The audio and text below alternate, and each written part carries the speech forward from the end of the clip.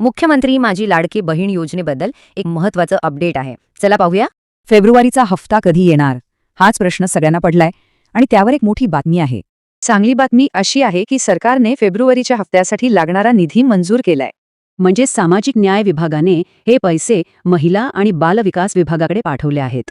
या हफ्त्यासाठी तब्बल 277 कोटी रुपये मंजूर करण्यात आले आहेत. याचा अर्थ प्रत्येक लाभार्थीला त्यांचे 1500 रुपये मिळणार आहेत. निधी मंजूर झाला आहे, त्यामुळे लवकरच हे पैसे खात्यात जमा व्हायला सुरुवात होईल.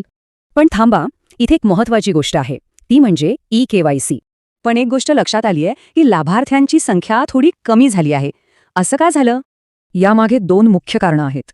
एकतर ई-KYC पूर्ण नाही किंवा त्यात काही चुका आहेत. पण काळजी करू नका, या चुका दुरुस्त करण्यासाठी अजूनही एक संधी आहे. पण लक्षात ठेवा, शेवटची तारीख आहे 31 मार्च याच महिन्याची.